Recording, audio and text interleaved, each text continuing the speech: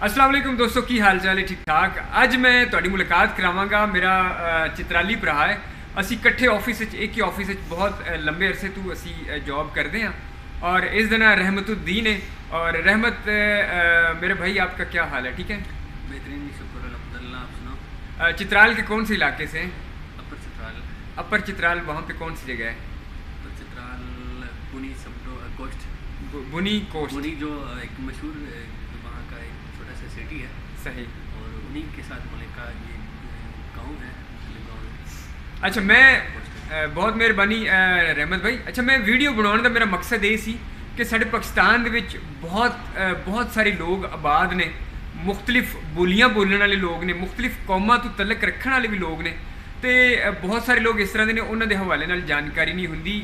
मैं जेडे दफ्तर में असीं काम करते हैं, ये सिर्फ रहमत नहीं बल्कि होर भी काफ़ी ज़्यादा चित्राली लोग जोड़े ने वो काम करते हैं।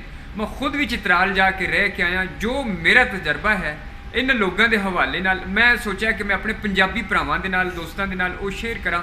ये बहुत ज़्यादा ईमानदार लोग होंदे ने और मेहनत कश लोग होंदे ने। मेहनत तो घबराउण वाले नहीं होंदे। सब तो वड्डी गल है कि अपने मालक जिहदे भी दफ्तर दे नाल या किसी इदारे दे नाल काम करते हैं, इन्हां दी जिहड़ी वफादारी है उहदे उत्ते शक करना जिहड़ा है, ये बिल्कुल मैं कहना कि एक गलत गल होएगी। ये बहुत अपने मालक दे नाल वफादार होंदे ने, अपने काम दे नाल ईमानदारी दे नाल काम करते हैं। इन्हां दे विच दुनिया दीयां जिहड़ियां रंग साजियां ते रंगबाजियां हुंदियां ने, वो इन्हां दे विच बहुत घट हुंदियां ने।